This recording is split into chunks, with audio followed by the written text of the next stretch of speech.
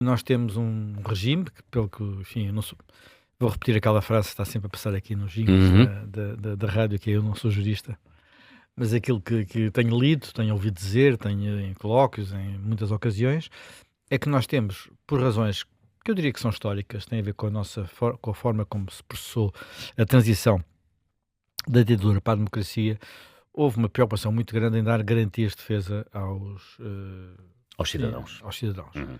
Até porque havia alguma Aos cidadãos, suspeita. abraços com problemas com a justiça. Sim, claro. Até porque tinha havido abusos, havia uma memória desses abusos e, portanto, havia a ideia de que era necessário, e isso ficou consagrado não só na legislação, como na Constituição, em muitos aspectos.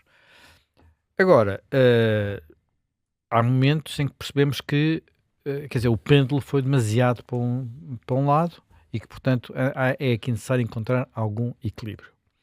Eu creio que, e sempre defendi isso, nós não devemos legislar, o país não deve legislar em função de casos concretos. E na justiça já o fez várias vezes e de forma até, na minha perspectiva, às vezes errada, errónea. Recordo-me de alterações que foram feitas que deram mais proteção ah, a titulares de cargos públicos quando aconteceu o caso Casa Pia. E depois arrependemos de algumas coisas que tinham sido feitas nessa altura, achámos que aquilo depois tinha ficado desequilibrado novamente. Ora bem, algumas das coisas que andamos a discutir e que se tornam muito evidentes neste processo de José Sócrates é se deve continuar a ser possível proceder sistematicamente de uma forma que, enfim, no caso dele, ele diz mesmo, ele quer destruir o sistema, quer acabar com o sistema, que é uma defesa hostil relativamente à justiça, mas é mais do que isso.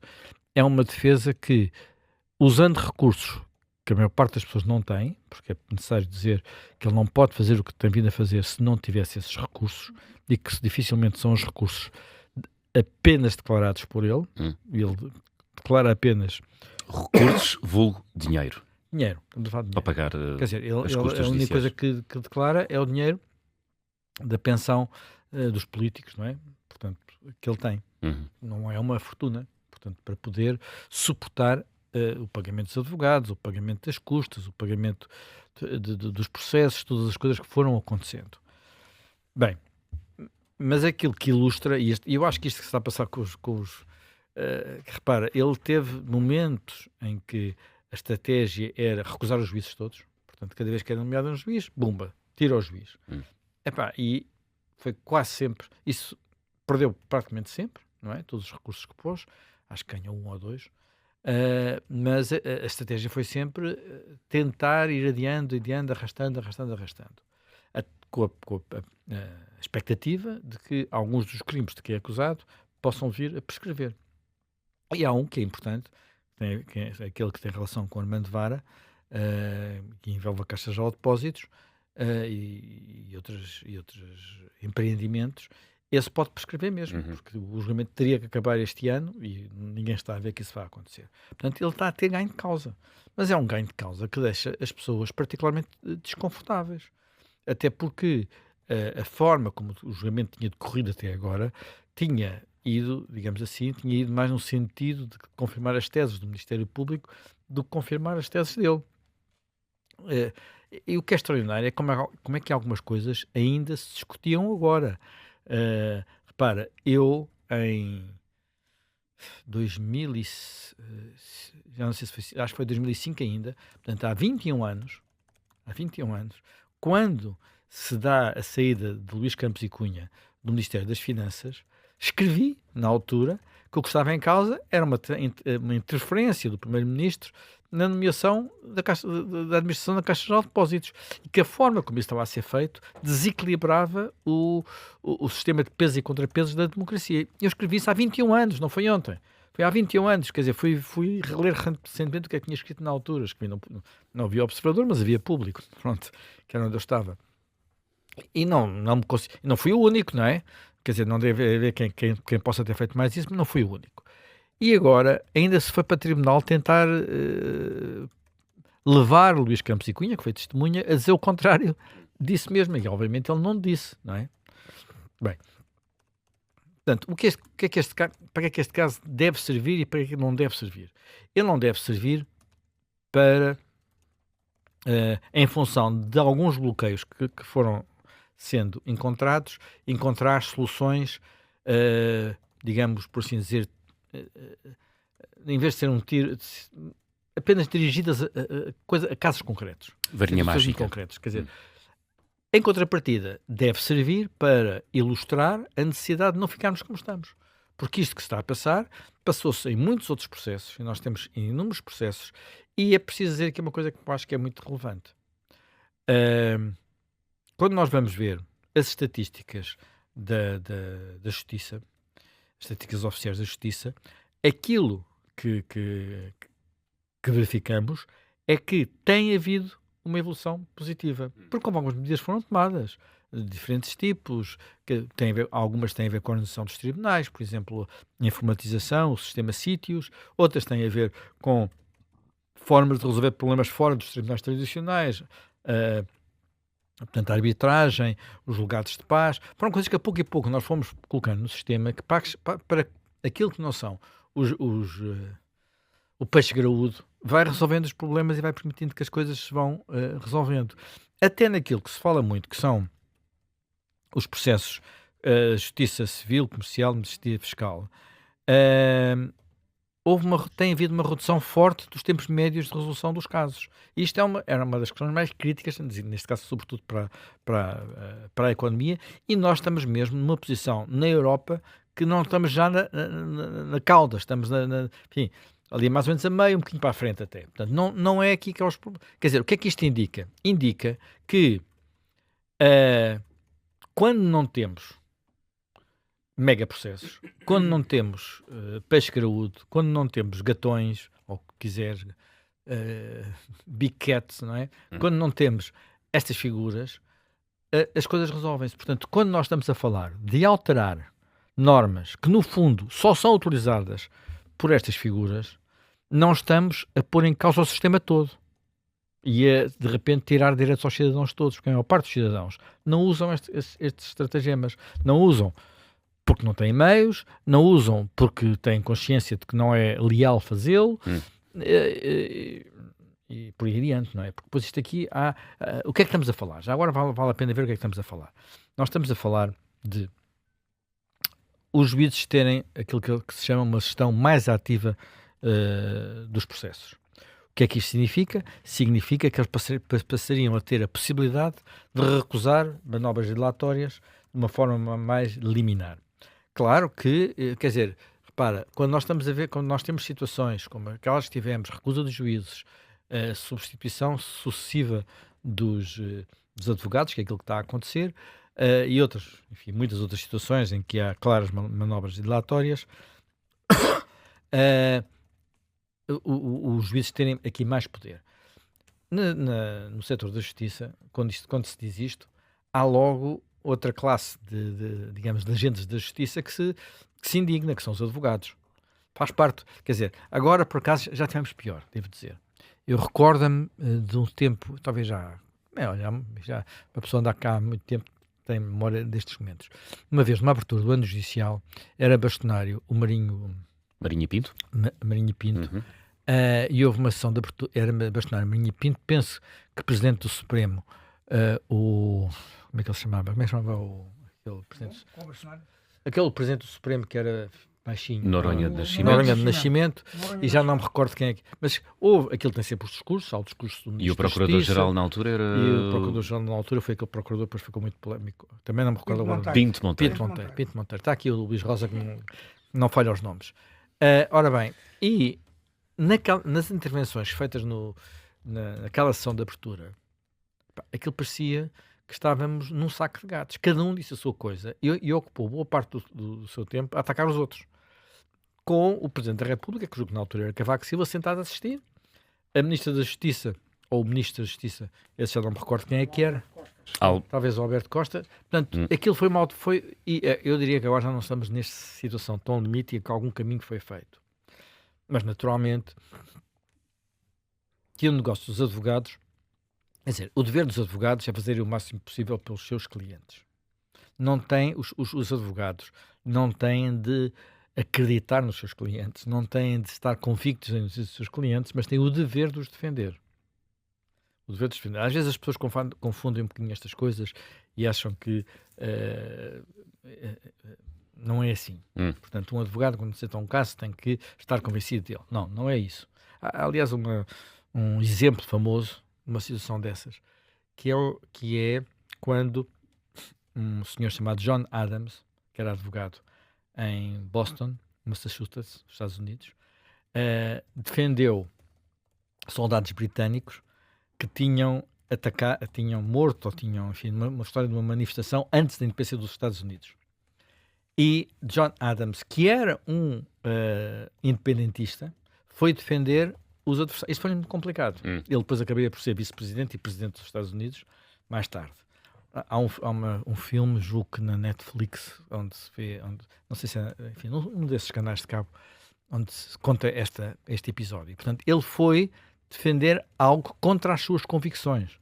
E isso causou-lhe muitos problemas pessoais. Portanto, mas isso é a essência da forma como nós protegemos mesmo aqueles que achamos que são culpados e aqueles que não gostamos e aqueles contra os quais combatemos. Neste caso, é um caso limite.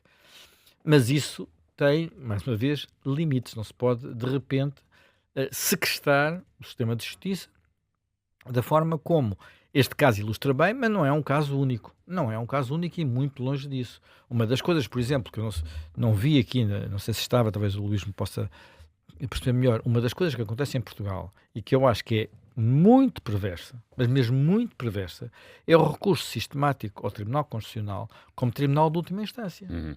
Porque o Tribunal Constitucional não foi feito para isso. Quer dizer, em situações... O Tribunal Constitucional, enfim, poderia ser, estou a ver ali numa televisão, Presidente do Supremo Tribunal dos Estados Unidos, que não está a gostar do que o Trump está a dizer.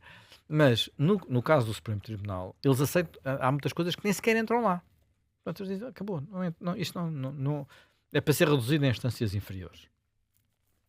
O nosso Supremo Tribunal também não aceita muita coisa, mas todo aquele processo é demorado e complexo e ocupa... Quer dizer, isto só faz sentido se tivermos casos em que, de repente, há uma legislação inconstitucional, na minha perspectiva, pelo menos. Haver um ato eventualmente inconstitucional de juízes que passaram por todos, são erros humanos. Agora, se houver uma lei inconstitucional, isso já é outra coisa.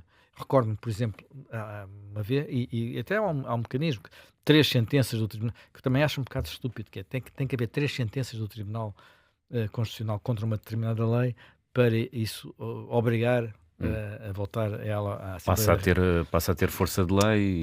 Quer dizer, no fundo dizer isto é inconstitucional, não é pode jurisprudência, faz jurisprudência. De vez em quando há casos desses, não é? Portanto, recordo-me que havia uma situação que não sei depois como é que se resolveu e que tinha a ver com as multas de processo de velocidade, porque que é o princípio da contraprova. Portanto, se não é possível produzir uma contraprova, como é que alguém tem direito de defesa? E o Tribunal Constitucional lá obrigou a mudar a lei, mas só ao fim de 3 decisões. E estamos a ver, isto é uma coisa muito concreta que tem a ver, olha, com quase toda a gente que já foi apanhada em excesso de velocidade. Não sei se há muitos portugueses que nunca tenham passado por esta experiência, os que têm carta de condução. Bem, mas outros pontos que estão aqui e que podem ser controversos. A multa processual. O que é a multa processual? Quando houver uma situação em que há uma atuação exagerada da parte da defesa ou de outros agentes, não tem obrigatoriamente que ser a defesa, os advogados podem, portanto, fala-se serem recorrer a expedientes manifestamente infundados para atrasar a justiça. E aqui eles serem sujeitos a uma multa. É evidente que muitas vezes os advogados fazem isto a pedido dos clientes e a responsabilidade final é dos clientes que pagam os advogados. E isto implica alguma pressão. Mas os advogados são agentes responsáveis, agentes, quer dizer, não vivem, não estão acima de deveres comuns. Portanto, quando eventualmente lhes pedem para fazer, uma coisa é pedir para defenderem, outra coisa é para fazerem, uma coisa que está, quer dizer, naquele momento, eu vou usar uma expressão que uma vez usei, ouvi usar a um jurista, não sei se ele era advogado, se não, mas que eu achei muita graça e muito, muito reveladora da forma como às vezes este mundo funciona. Em que ele dizia assim: nós juristas estamos aqui, nós sabemos onde é que está o limite. Mas o nosso papel é com o pezinho tentar empurrar a linha um bocadinho mais para lá e ver se conseguimos levá-la para outro. Pronto, e isto, quer dizer, isto é humano, não estou a dizer que todos nós sabemos que há sempre, toda a gente, desde os miudinhos pequeninos, estão sempre a testar os limites, não é? Sim. Pronto. E aqui há uma intervenção de facto mais ativa do juiz. Há outras questões, por exemplo, isto que aconteceu muito neste caso, que é suspensão do processo quando há um caso de recusa do juiz. Suspensão automática, acabar com isso. Questões que têm a ver com prazos, questões que têm a ver com as confissões, portanto, se valem ou não valem em julgamento e evitam julgamentos mais longos. É uma coisa que pode ser importante na questão da corrupção. Portanto, no fundo, tentar encontrar mecanismos para diminuir o tempo que quem tem meios e quem tem artes hoje em dia usa para levar ao limite a elasticidade digamos, e as proteções que existem no sistema judicial.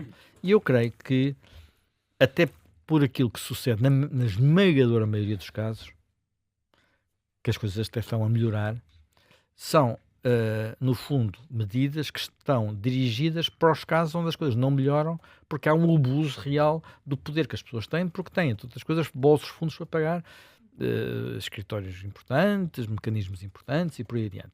Dizerem-me assim, voltamos, como enfim, foi dito no Parlamento, até por alguns deputados que acham que tudo isto depois é inconstitucional, que é a ideia de que estamos de repente a tirar direitos às pessoas e que os juízes são quase como se fossem juízes do Tribunal Plenário. Para quem não se recordar do que é o Tribunal Plenário, os tribunais plenários eram, no antigo regime, os tribunais políticos. Portanto, em que o direito de defesa digamos, dos acusados, dos arguidos, dos réus, quase inexistia, não é? Portanto, não creio que vamos voltar a uma situação dessas. Apesar de, também não tínhamos dúvidas sobre isso, haverá sempre discussão nestes domínios. Há sempre discussão quando toca à justiça. Em todos os países. Todos os países. Sempre saber, umas vezes tem a ver com morosidade, outras vezes tem a ver com politização, outras vezes tem a ver, ou não politização. Há países em que se acusam os juízes de serem muito de direita, noutros que se acusam de serem muito de esquerda, noutros que se acusam de interferir no espaço político. Dá para tudo, não é? Como é que costumo dizer? Dá para tudo. Mas eu, apesar de tudo, enfim, também depende dos países e depende das culturas políticas. Mas desse ponto de vista, eu acho que, por exemplo, aquilo que acabou de suceder nos Estados Unidos, que é uma decisão inesperada do Supremo Tribunal, demonstrando que os juízes pensam pela sua própria cabeça e não em função de quem os nomeou para aquele lugar, é um bom exemplo de como as coisas devem funcionar. Se quiseres e, portanto, neste caso eles opuseram-se ao Presidente Trump, como sabemos, na questão das tarifas. Não é a primeira vez que se decidem assim, talvez é o caso mais importante até agora. E estamos a falar de um tribunal com componente política muito forte. Eu tenho muitíssimas dúvidas, para ser franco, sobre a forma como o Supremo Tribunal brasileiro tem atuado nos últimos anos, onde me parece haver um desequilíbrio muito maior e um lawfare, não é? Portanto, uma guerra jurídica com outras dimensões. Portanto, isto não é sempre igual em todos os países. As culturas políticas não são sempre iguais. Nós temos 50 anos de democracia, escusamos de viver com os fantasmas do antigamente, porque se não resolvermos isso, repara, se de repente, daqui por 2, 3, 4 anos, José Sócrates sair todo ufano deste julgamento, depois de tudo aquilo que sabemos sobre o que ele fez, eu creio que nesse dia a democracia, a confiança no sistema será fortemente abalada, mesmo fortemente abalada. Que já está fortemente abalada. Claro que já está, mas repara, uma coisa está fortemente abalada, mas haver a expectativa que, apesar de tudo, aquilo vai acabar. E essa expectativa reforçou-se, apesar de tudo, ao longo no sentido de haver acusação sólida, foi-se reforçando ao longo dos anos. E de ter conseguido que ele sentasse no banco dos réus. Isso já foi, na altura em que ele é preso, havia muitas pessoas que duvidavam que algum dia se conseguisse. Sim, é verdade. Conseguiu-se. E se duvidasse que o julgamento começasse? Ele próprio estava convicto, José Sócrates estava convicto que o julgamento nunca se iniciaria. E começou. Portanto, há um caminho que foi feito. Agora, isto tudo acabar com passando um esfregão por tudo por cima com prescrições, que é o que ele quer. Com prescrições, as pessoas dizem, mas então é que isto não é só dinheiro. Claro, as pessoas comparam, não é? Isto não está a custar apenas a José Sócrates, está a custar a nós todos, não é?